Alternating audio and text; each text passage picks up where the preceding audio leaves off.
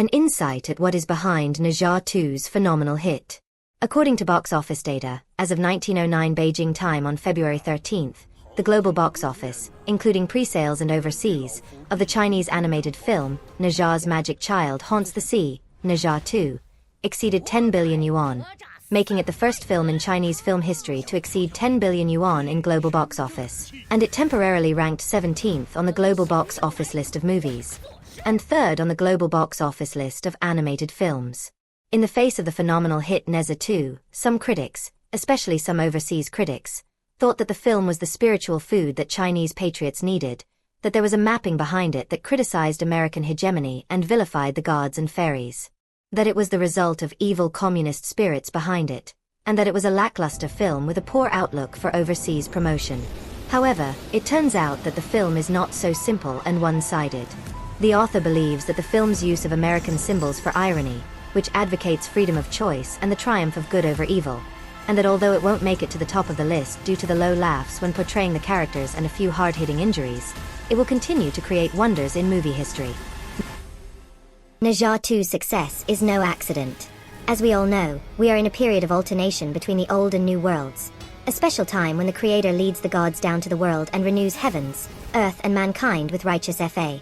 The movie's propaganda of my destiny is of my own choice, not up to heaven, and the concept of man as a big mountain is precisely because, 1. Many Chinese people did have an extraordinary background before they came down to the next world, and they have to find the cosmic law that renews heaven and earth and practice it to go back to the new emperor of the new heaven. And so they have a deep-seated upset with the old universe and the old god. In their bones, they are dissatisfied with the old universe and the old gods and heavenly arrangements. In the first movie, The Descent of Ne Zha the Demon Child, Ne Zha was discriminated against because of his status as a demonic pill.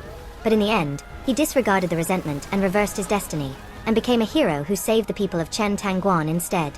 Isn't it worth advocating and supporting the idea that those who were originally assigned to do bad things by the gods of the old universe with a great deal of demonic nature should change their ways and have to choose to be good? Moreover, the villains in the movie are not real gods such as the South Pole Immortal or Primeval Lord of Heaven, but fabricated false gods such as the Infinite Immortal. 2. The suppressed people in the movie do not necessarily metaphor the people under the jurisdiction of the so-called demonized American hegemony, but rather any group of people and individuals who suffer from discriminatory suppression, including those within mainland China. Moreover, with the recent revelations by Trump and Musk about some of the inner workings of American corruption, it seems that the United States is to blame for the funding of Hamas and the manufacture of viral biological and chemical weapons. Isn't this metaphor also skewed? The key question remains, and the truth is, that the old world is indeed a chaotic world where the heavens are in great decline, where God in the old universe is no longer God, where the world morality is in decline. Everyone has played a role in contributing to it in one way or another. To awaken people from this old world and save them to a better new world in the future that changes the old system, we cannot be like the communist specter, who fights against heaven and earth, avenges blood and hatred, fights for bravery and viciousness, low taste, philosophy of struggle, sacrifice, and other ways of so-called breaking the old shackles, which is a dead end. Instead, it is realized through the inner cultivation of righteous fa, eliminating karma, and the remodeling of the divine body. Judged solely from the perspective of human beings and the old ideas, this movie seems to be treacherous, do not respect heaven and believe in God. However, from the special perspective we are in, such a unique, more than 1,400 animation film and animation professionals to spend 5 years to create, to meet the majority of the level of enjoyment of the audiovisual works appeared at this point in time, there is its own special significance, and cannot be one-sided criticism of the matter. Nowadays, in this era, we find a truth that traditional people are inclined to judge right and wrong from a single perspective of human society, some of which are positive, but the concepts and hearts of people are very stubborn. Modern people with mutated concepts are to make bold attempts in the so-called breakthrough of the old concepts, demonic, and the manifestation of which is chaotic and disordered, or wretched manner. Thus, the popularity of Ne Zha 2 reflects a kind of catharsis and cry of the people's heart in this special period of human history, only that due to the limitations of the creator's own education and narrow worldview, they are lowly and lack of depth in exploring the paths of changing the old system. There are even some aspects such as reversing and breaking the moral thoughts and behaviors that have been granted to people by God, such as respecting the teachers and the civilized manners. Breakdown are flawed and defective. This is main point where the shadow of the evil spirits behind this movie, which knows that after the end of time, there will be a righteous master who will teach the new cosmic Doffa. The CCP and all kinds of demons have systematically destroyed the traditional culture of the relationship between master and disciple in the cultivation world, which was originally passed down from God to human beings. For example, some fantasy or martial art dramas deliberately fabricate twisted plots between masters and disciples of deity cultivation sections. Some are about abusive relationships between masters and disciples of immortal cultivation sects. Some are about masters and disciples victimizing each other.